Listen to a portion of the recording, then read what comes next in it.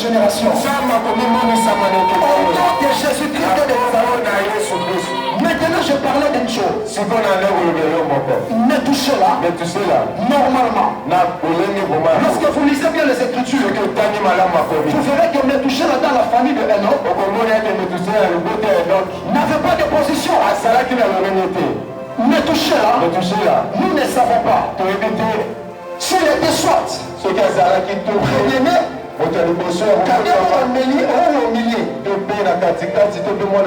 dans la famille de Enoch. Mais j'ai comme l'impression, que quand vous lisez les évangiles, vous allez vous rendre compte que Jésus est aussi révélé comme le véritable Métouché. Dans Luc chapitre 10, la Bible que personne ne connaît le Père. Si ce n'est celui à qui le Fils veut le révéler. C'est-à-dire la manifestation du Père est toujours précédée par la manifestation du Fils. Ne peut pas connaître le Père. C'est la manifestation de Métouché. Aujourd'hui, dans la dispensation de la grâce, personne ne peut connaître le Père. C'est par le Fils. Vous allez aussi vous rendre compte que de la même manière, Métouché a manqué de position dans la famille de Enoch. De cette manière-là, Jésus aussi manque de position dans la famille de Dieu. Parce que dans les épîtres aux Hébreux, Jésus est prêché comme le véritable Melchisedec. Nous savons une chose, Melchisedec n'était sans père. Amen. Si tu me dis Amen, je t'introduis quelque part. Nous savons une chose. Métouché là aussi. N'était pas de position.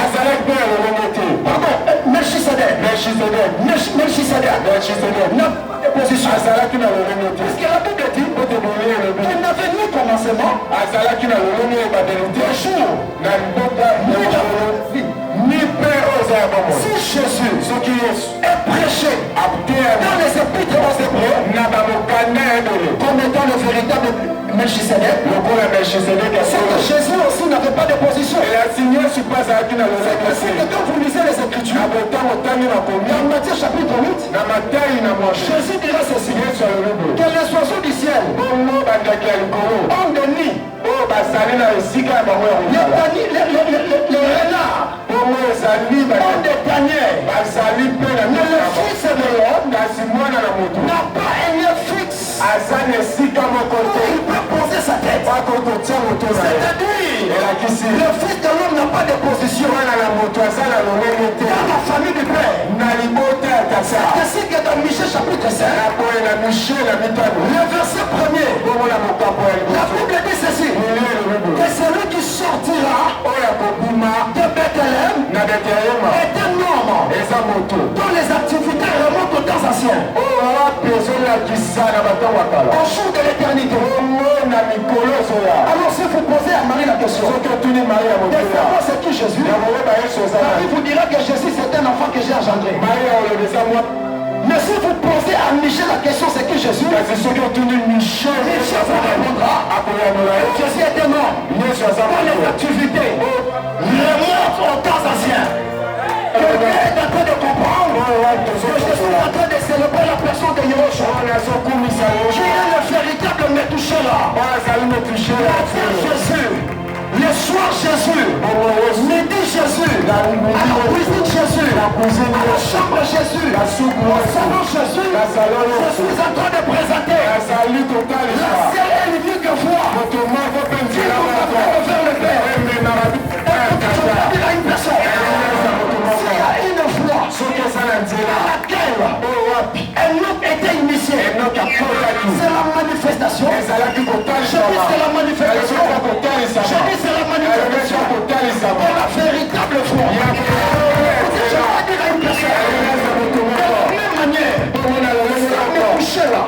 Un autre ne peut pas connaître Dieu.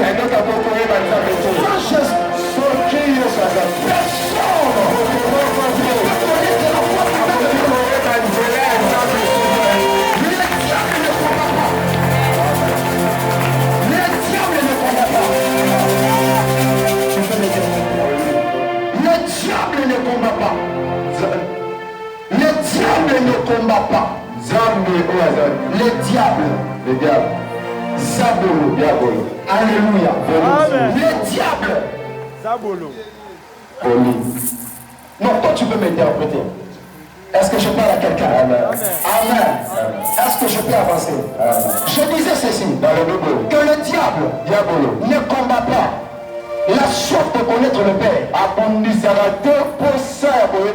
Mais le diable combat la foi qui mène vers le Père. Le diable ne combat jamais la foi parce que la soif de connaître le Père. Mais le diable combat la voie qui mène vers le Père. C'est ainsi qu'aujourd'hui, vous verrez des prophètes qui vous diront que si vous ne croyez pas dans tel ou tel prophète, vous n'irez pas au ciel. Pourquoi? Parce que la stratégie du diable, c'est que Jésus ne soit plus la foi qui nous amène vers le Père. Aujourd'hui, il y a des gens qui se font passer pour la voie du salut. Pourquoi? Parce que l'ennemi a compris. Et aussi longtemps la meilleure ou l'authentique voie qui mène vers le Père existe et elle est visible. Le diable échouera dans toutes ses voies. Est-ce que je suis en train de bénir quelqu'un? Je dis, est-ce que je suis en train de bénir quelqu'un? Regardez aujourd'hui. Il y a même des gens qui vous diront clairement que pour être sauvé, il faut croire au message de William Marion Branham. Il y a même des gens aujourd'hui qui prêchent visiblement que William Marion Branham est Dieu. Est-ce que je parle à quelqu'un? Je dis, est-ce que je parle à quelqu'un? Il y a des gens aujourd'hui qui vous diront que pour être sauvé, vous avez besoin du prophète Philippe Kabou. Regardez frère, toutes les fois les sectes apparaissent. Les sectes peuvent confirmer tout sur Jésus. Mais les sectes ne confirment jamais que Jésus est l'unique voie qui mène vers le Père. Parce que la grande stratégie du diable, c'est de vous laisser parler de Dieu et ne jamais vous laisser connaître la voie qui amène vers ce Dieu. Nul ne vient au Père. Nul ne vient au Père si ce n'est par le Fils. Yeshua est le véritable Meshua. Que nous devons connaître aujourd'hui pour marcher avec Dieu dans cette dispensation. Jésus, l'église, ne priera qu'un Dieu ne connaissait pas. Sans Jésus, vous parlerez d'un Père que vous n'aurez jamais connu. Parce que Jésus est la véritable voie.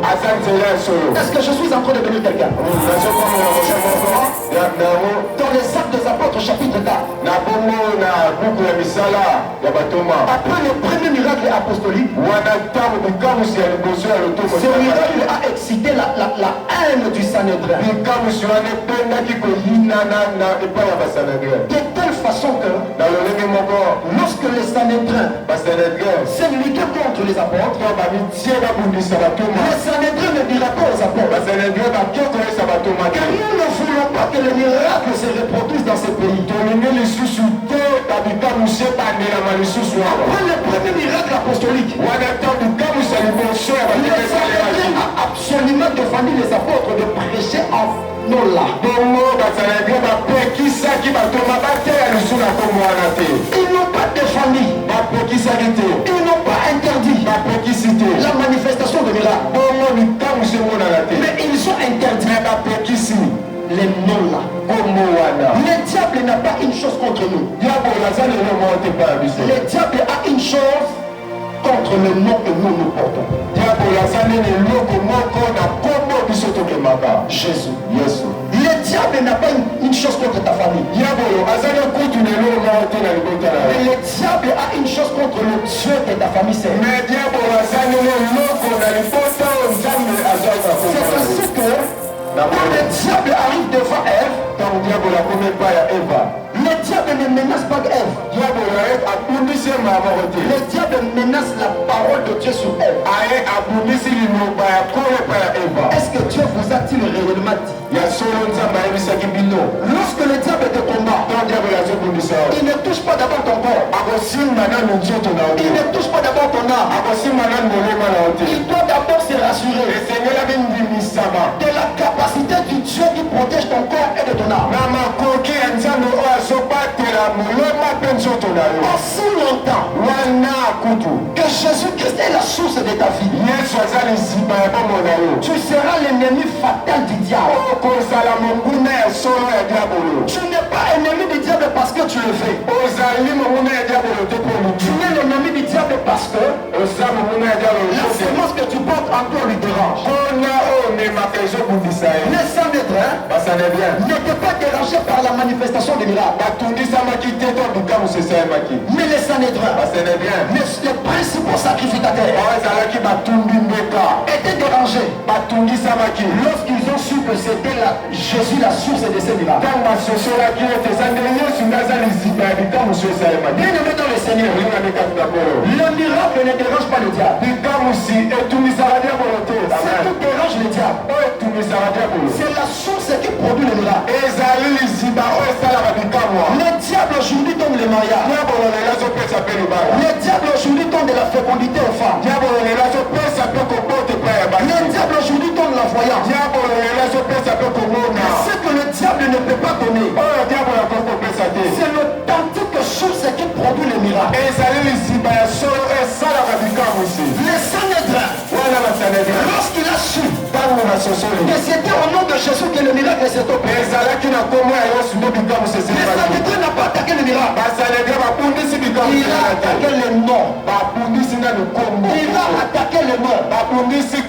L'une des stratégies que les occultistes utilisent aujourd'hui pour infiltrer l'église. Les occultistes, les sorciers, les gens de mauvaise foi, lorsqu'ils infiltrent l'église aujourd'hui, ils viennent avec le nom de Jésus. Ils viennent avec les œuvres au nom de Jésus. Ils présentent la voyance au nom de Jésus. Ils présentent le miracle au nom de Jésus. Mais seulement ils enlèvent de Jésus au centre. Dans le livre d'Apocalypse, la Bible dit ceci: au milieu du trône, au milieu de 4 êtres vivants, au milieu de 24 trônes, il y avait là comme un agneau immolé. Le milieu, c'est le centre. C'est quoi le centre?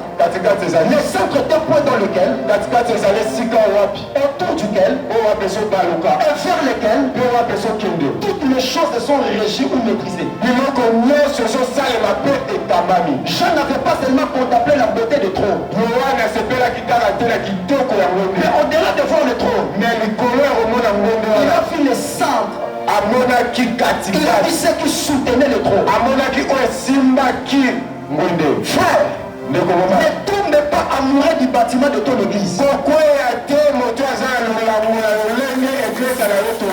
tombe pas amoureux des vestes de ton père spirituel. Amoureux du centre qui soutient les activités spirituelles de ton père. Ne tombe pas amoureux des climatiseurs d'une église. Ce qui fait la force d'une église, Ce n'est pas les climatiseurs. Ce n'est pas le baf. Ce n'est pas un piano. Ce ne sont pas de belles mélodies. Ce qui fait la beauté d'une église, c'est Jésus au centre. Jésus au centre. Il fait le miracle, c'est bien. Est-ce que Jésus est au centre? Il prophétise, c'est bien. Est-ce que Jésus est au centre? Tu cherches le mariage, c'est bien. Est-ce que c'est Jésus qui régit ta vie?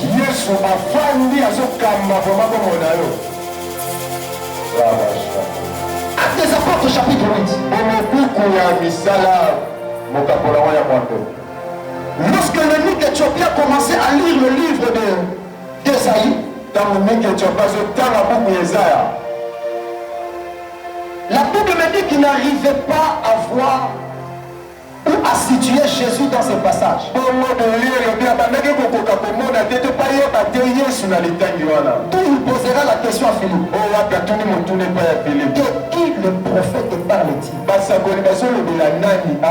De lui-même ou de Christ qui doit venir?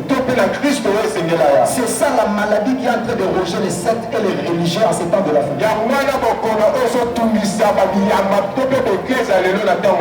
Ce qui trouble les religieux, ce qui trouble les faux dans l'église, c'est qu'en lisant les Écritures, ils n'arrivent pas bien à voir. Est-ce que c'est Jésus l'absolu des Écritures? Où nous devons célébrer le prophète à la place de Jésus? C'est-à-dire que quelque part, il y a des gens qui commencent à nous dire la vérité que Branham Dieu, Simon Kimba, pourquoi? Parce que ce sont des gens qui, en lisant les Écritures, n'arrivent pas à situer Jésus comme l'absolu des Écritures. Lorsque tu lis les Écritures, que vois-tu? Non, bouge ton voisin. Lorsque tu lis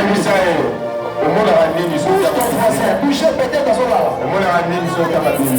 Dis-lui, quand tu médites, que vois-tu? Je dis, que vois-tu?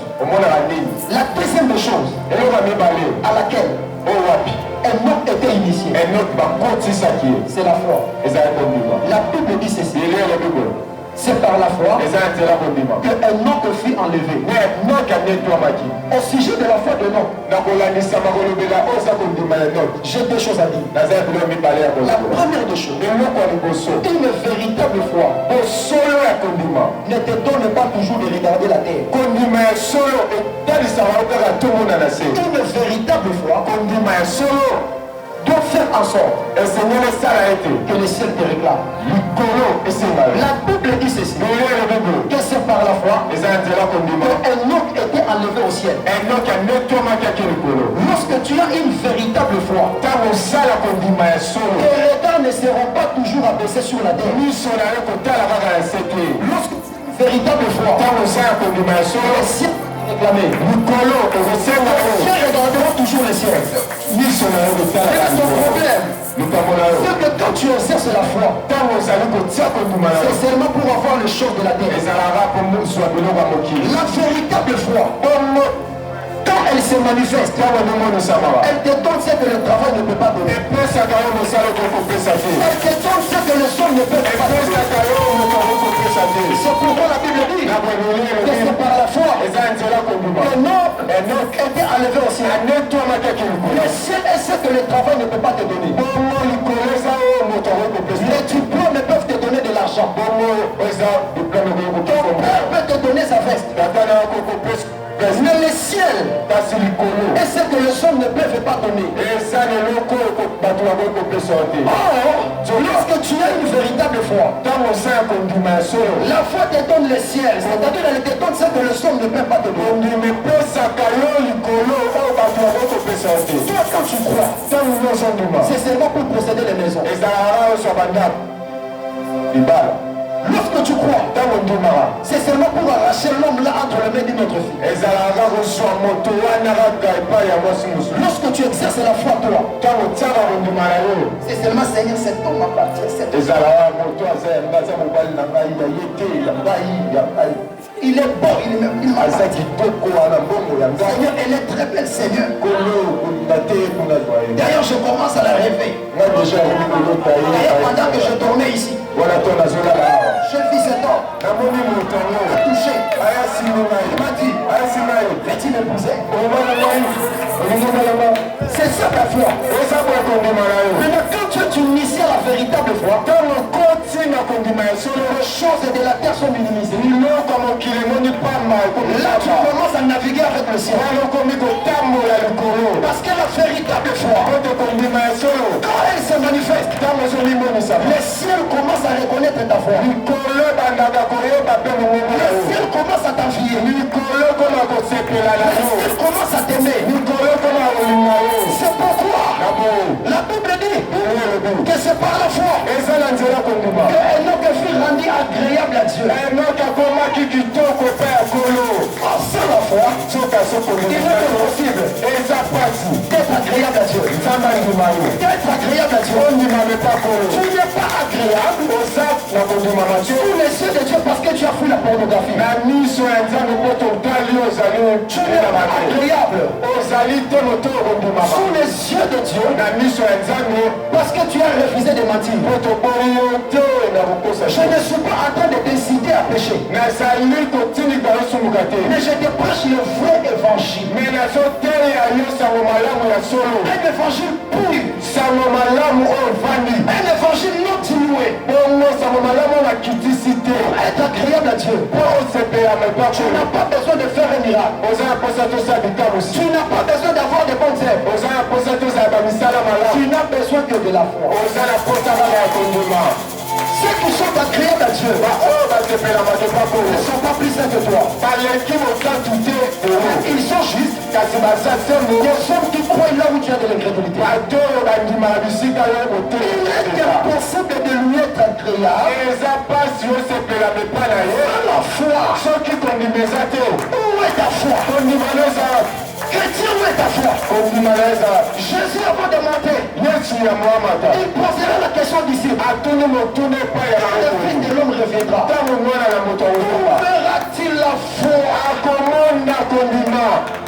Tu pries, c'est bien. Mais est-ce que tu as la foi?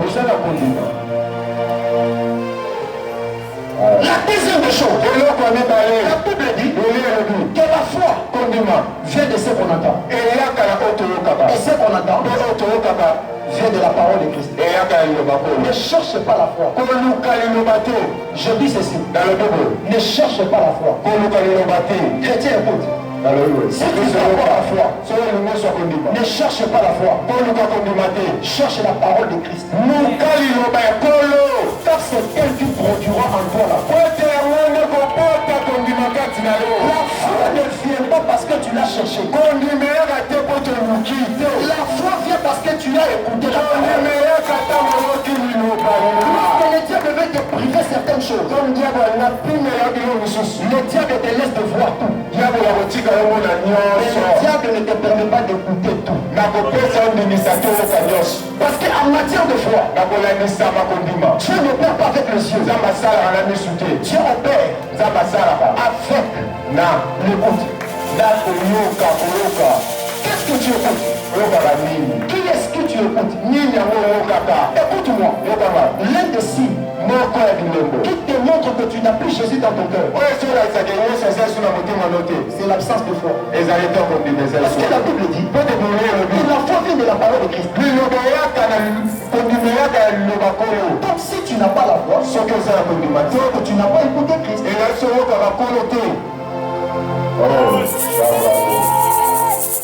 S'il y a une chose à laquelle nous devons initier ce monde, à laquelle nous devons initier les familles, à laquelle nous devons initier les générations,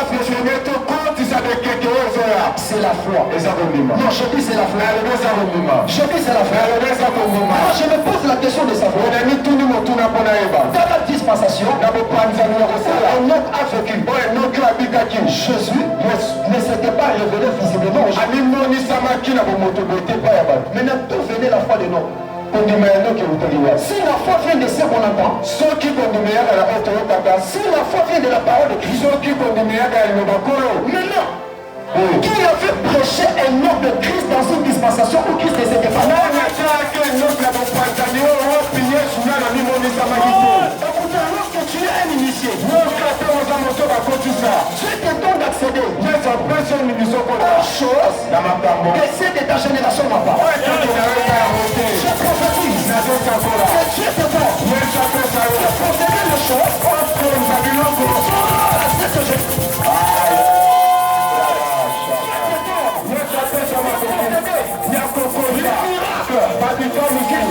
De disparition. Je déclare au nom de Jésus. Tu auras cette solution que sont en train de chercher. Ce qui est là aujourd'hui, tu le possèdes. Ce qui est là aujourd'hui,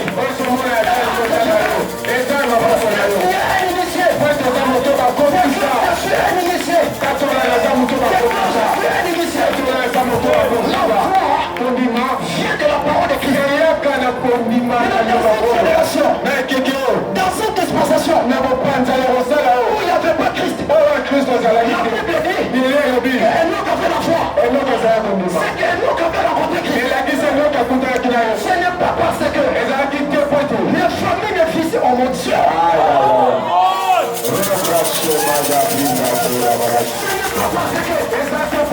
L'église est ton ami. N'expérimente pas Jésus. Ce n'est pas parce que ton ami n'a pas de mariage. Et Jésus n'était pas. Ce n'est pas parce que les églises de Congo sont plongées dans les manques. Le authentique n'existe pas. Jésus qui est là chez les autres. C'est le Jésus que nous avons manifesté dans cette génération. Puisque nous sommes des initiés. C'est ainsi que nous pouvons déclarer. Au temps de Samuel, les visions n'étaient pas fréquentes. La parole de Dieu était là. Mais il y a quelqu'un.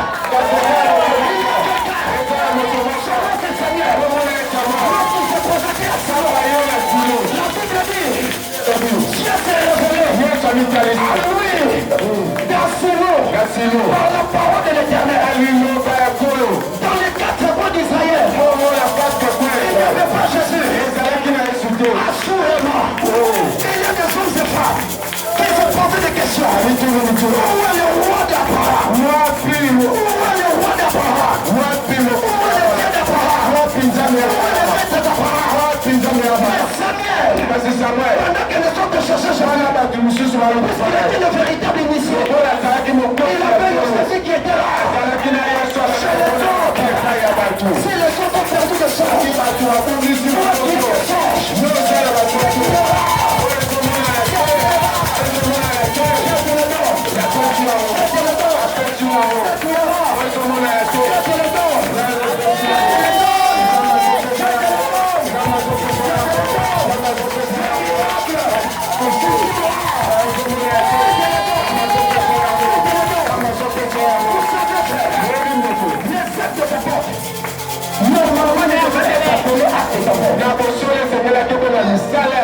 les actes des apôtres devaient normalement être appelés les actes du Saint-Esprit. Parce que dans les actes des apôtres, vous trouverez beaucoup de mentions du Saint-Esprit et de ses œuvres. Si les actes des apôtres devaient normalement être les actes du Saint-Esprit, c'est que les actes des apôtres ne devaient pas normalement être clôturés. Nous ne pouvons pas clôturer. Les actes du Saint-Esprit. Aujourd'hui, nous allons écrire un nouveau chapitre.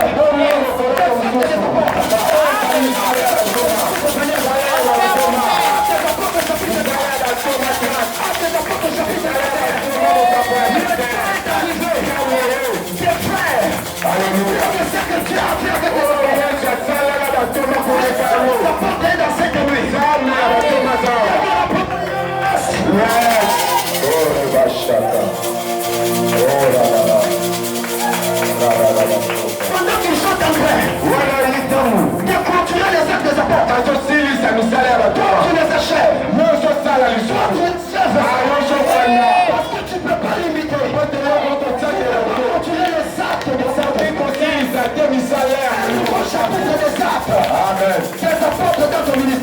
Des apôtres dans ta vie.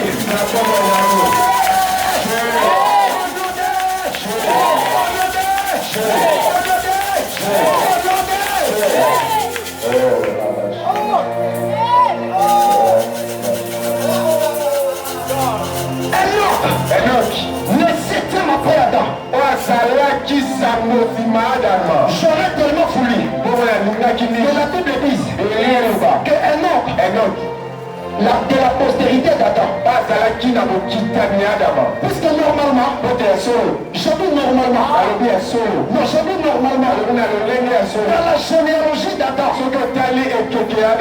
Enoch n'occupe pas la septième position. Parce qu'avant Adam, pardon, avant Enoch, Adam avait engendré de fils et de filles. Enoch n'est pas même le septième après Adam. On dirait la Bible est en train de minimiser. Jude d'attention. Jude d'attention parce que c'est Jude qui dit que Enoch le septième après Adam. Écoutez, un véritable initié, c'est un homme dont le feu tourne autour du chiffre 7. Un véritable initié est un homme dont la vie tourne autour du chiffre. Enoch, le septième après Adam. Mais c'est qui Adam? Adam, c'est l'homme que Dieu a créé le sixième jour. Adam, c'est l'homme qui a entraîné l'humanité au chaos à la destruction. Écoutez-moi, toutes les fois, l'Éternel utilise les hommes. Bien aimé, écoutez, j'aimerais bien le dire. Non, j'ai dit, j'aimerais bien le dire. Est-ce que tu me permets de le faire? Fais-moi un bon appel et puis je le dis. À chaque fois que l'Éternel utilisait les hommes pour sortir le monde du chaos, l'Éternel choisissait les hommes qui étaient en quelque sorte le résultat du chiffre 7. Pour sortir le monde de la voie du déluge, l'Éternel a choisi Noé. Le nom Noé veut dire repos. Ah, c'est au septième jour que l'Éternel avait créé le repos. Lorsque l'Éternel a voulu sortir Israël de la voie des Philistins, l'Éternel a choisi Samson. Samson, c'est un homme sur la tête de qui? Il avait 7 tresses. Lorsque l'Éternel a voulu sortir Israël du chaos spirituel, il a commencé à se révéler à Silo. Le nom Silo, le repos a été créé aussi le 7e jour. Lorsque l'Éternel veut aussi défier la destruction à laquelle Adam avait entraîné le monde, il ne choisit pas le 8e après Adam. Il choisit aussi un autre, le 7. Mais je connais un nom. Lorsqu'il est venu sur la terre pour sortir le monde, pour sortir l'humanité du chaos, de la sécheresse, de souffrance, il est allé se positionner sur les lieux qu'on appelle Golgotha. Les hommes vont les suspendre. Pendant qu'on va suspendre, il ne prononce pas des paroles. Il ne prononce pas des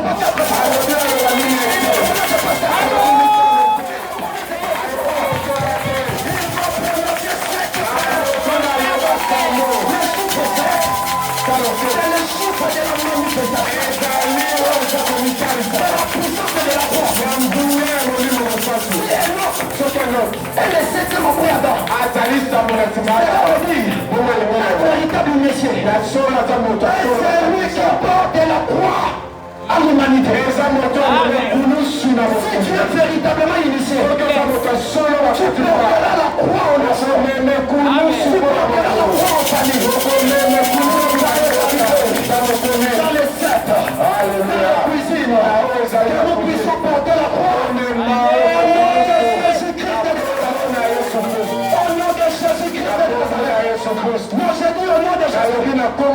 Jamais une chose.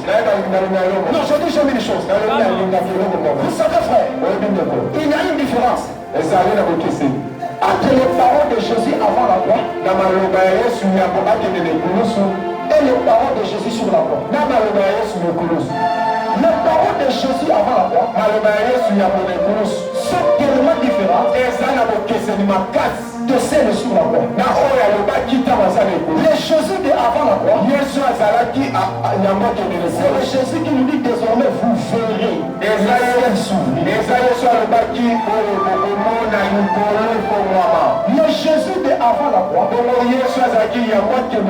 c'est le Jésus qui nous parle d'un Père qui existe au ciel. Mais le Jésus, je dis le Jésus, non, je dis le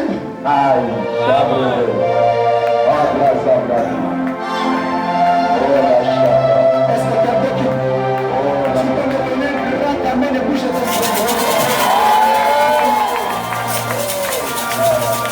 le Jésus de avant la croix,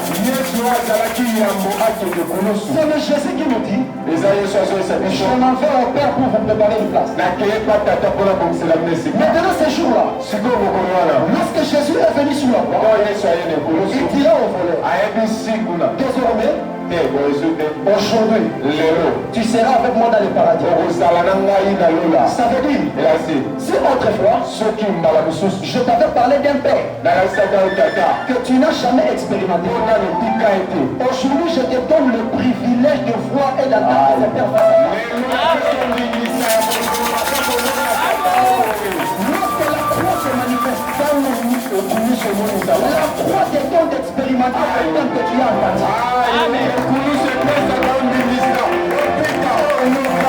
Lorsque tu deviens un initié, c'est la puissance de la croix. Il donne aux États, mon Dieu. Il donne aux nations. Il donne à l'humanité. Expérimenter le Père qu'on a prêché dans les Écritures. Écoutez-moi. Le Jésus de avant la croix, c'est le Jésus qui nous dit désormais, vous verrez les ciels s'ouvrir. Mais dans ce jour-là, la croix, il ne dit pas que voleur, tu verras les ciels s'ouvrir. Mais Jésus sur la croix, tu diras au voleur, aujourd'hui tu seras avec moi au paradis. Écoutez frère, écoutez, lorsque la puissance de la croix se manifeste, elle n'ouvre pas seulement le ciel, mais elle nous installe dans le ciel.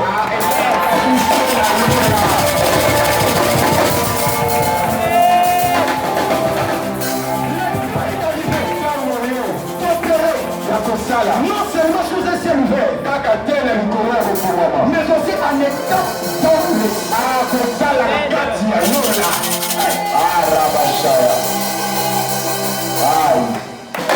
écoutez, Dieu n'ouvre pas les ciels seulement pour que tu sous un ciel ouvert. Parfois Dieu ouvre les ciels pour t'appeler à t'installer dans le ciel. Apocalypse chapitre 4. La voix qui me parlait, mais comment disait la voix ne fait pas de l'argent. Les ciels seront ouverts. Il a dit c'est-à-dire, tu es dans une saison où nous devons t'installer dans le ciel.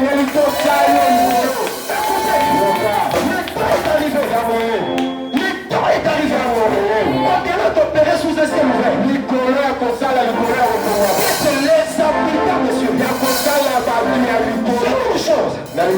Lorsqu'elle est, mon Dieu, le Chapadabaya, le Sote Kapa, le Nisato Pradabaya, Raketo Suta, Lilia Sutaka, les Oblégera. Vous savez, lorsque l'Éternel fait de toi habitant des cieux, l'Éternel fait quelque chose. Écoutez, la Bible dit ceci. Malheur à la terre. Car le diable est descendu vers vous, animé d'une très grande nakanda makasi. Mais réjouissez-vous les habitants des cieux. Mais bon, c'est que la bino bateau va dans le colo. J'ouvre une parenthèse. Na fongoli mwa On moko. ne peut pas parler d'un habitant Bawe kolobela te moto avandaka. sans parler d'une maison. Soki balobi ndako te. C'est comme dans les ciels, il y a des maisons. elakisi likolo eza na bandako. Si dans les ciels, il y a des maisons, soki likolo eza na bandako. c'est que dans les ciels, il y a des chambres. elakisi likolo basuku mpe ezali. C'est pourquoi Jean na boye wana dira ceci.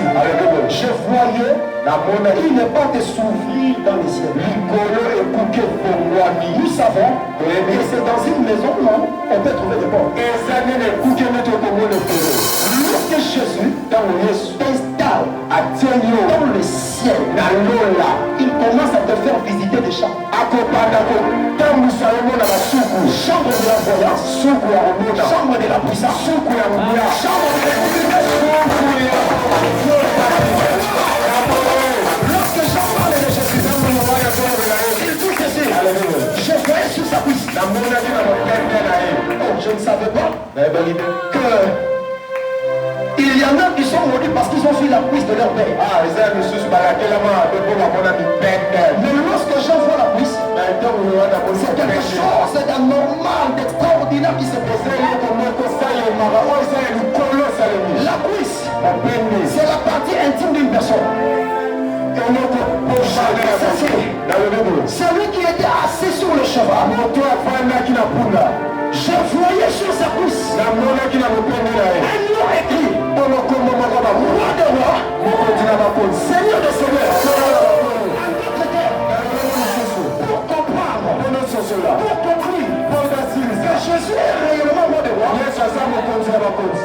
Dieu peut te donner yesu asengeli apesa de voir la cuisse, omona mopende de voir la partie omona bisike bomana. qui ne réalise pas soki ozali kososola te que Jésus-Christ n'est pas roi de roi. me yesu aza mokonzi na bakonzi Ce te n'est pas parce que elakisi te po te Dieu nzambe ne t'aime pas. alingi ote te C'est simplement eza kaka parce que po te Dieu ne t'a pas fait visiter nzambe atambisi otomona cette intimité aomona biloko eshamana nazosakola par la puissance de la croix. na nguya Que Dieu nous introduit yesu akosisa biso au plus secret, na bisika ekomana dans les lieux les plus na secrets, bisika ekomana pour comprendre mpo totososola que Jésus est roi de roi. yesu aza mokonzi ya Il va accéder ezala tokota à la dimension na binelo de la découverte des chambres, ya koyeba des lieux intimes. na bisika ekomana C'est ainsi que na boye j'aime la croix. Parce qu'à la 7e parole de Jésus à la croix, koke na maloba sambo ya yesu mololobi le rideau est séparé. oyo banakoa Le lieu saint du lieu très saint. asukaki Ça veut dire, elakisi si autrefois, soki na kala mosusu Jésus était invisible, yesu azalaki komona ya te le rideau qui nous rendait visible, je le pouvais voir azali kokomona ye entre dans le ciel. okala lola Entre dans le ciel. Entre dans le ciel.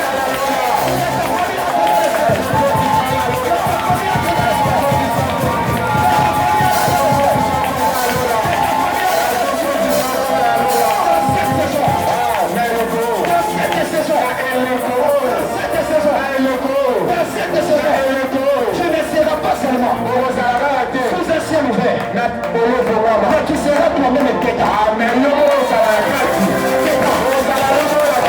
Je serai Kéta. Je serai Kéta. Je serai l'intérieur. Je serai l'intérieur. Lorsque la porte s'ouvre, ceux qui sont à l'extérieur peuvent voir le fauteuil à l'intérieur de la maison. Ceux qui sont à l'extérieur peuvent voir le canapé. Ils sont à l'extérieur. Peuvent entendre la voix de ceux qui sont à l'intérieur. Mais ceux qui sont à l'intérieur voient la grandeur de la téléphone. Voient la couleur du Père. L'esclave dans une maison. Mais le fils ne demeure toujours. Pour voir le Père. Le fils. Il faut entrer dedans. Le fils n'est pas dehors.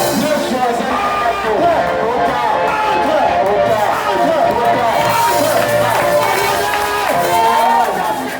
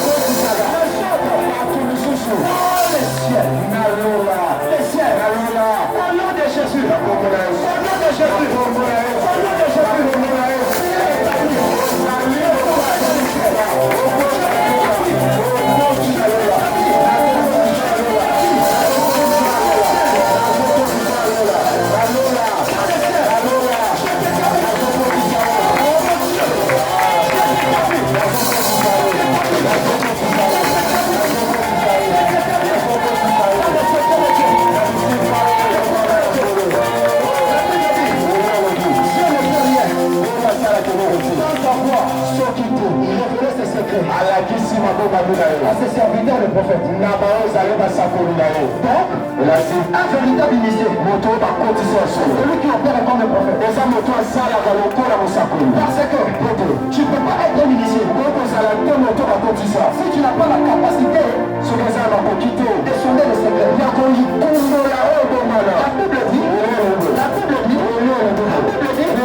je ne fais rien. Sans savoir, révéler à la kisi des secrets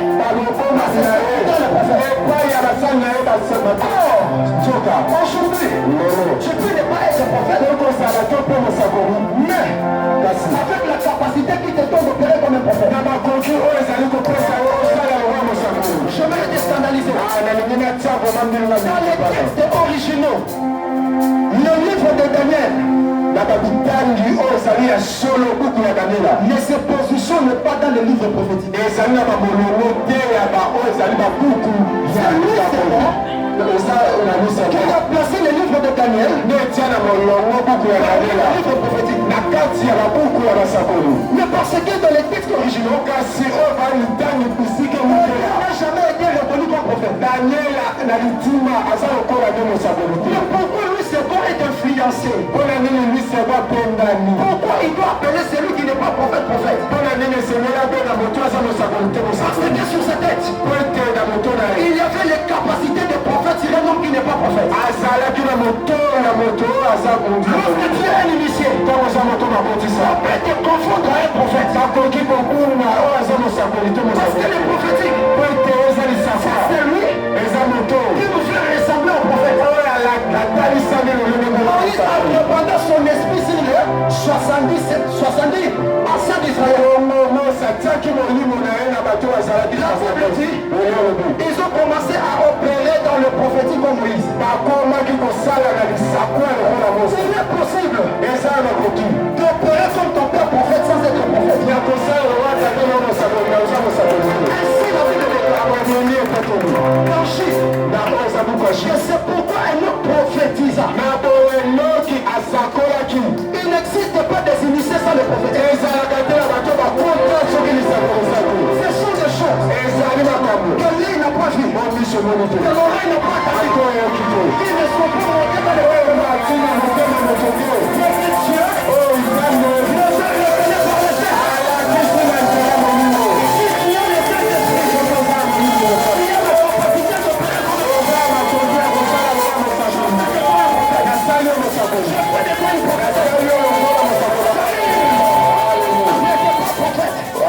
Mais quand il arrive à Kibéa Elohim, il doit être saisi. L'esprit qui animait le prophète.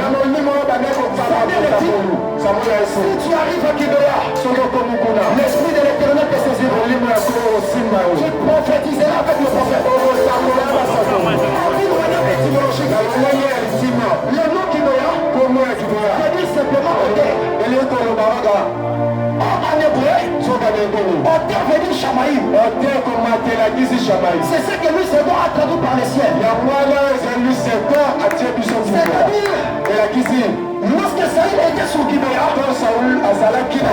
il était dans le ciel. Lorsque la puissance de la croix t'amène au ciel, il y a une prophétique.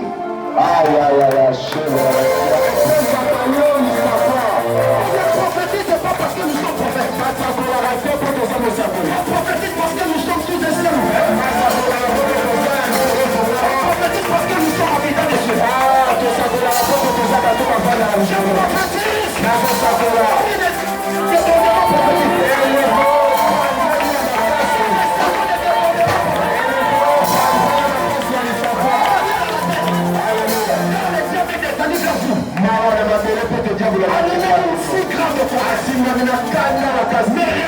vie. la vie. Mesdames, messieurs. C'est-à-dire, le problème ce n'est pas la colère du diable.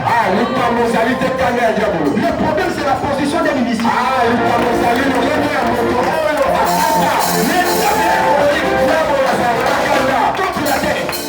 Mais le diable ne peut pas être colérique contre les cieux. Le diable peut combattre la terre.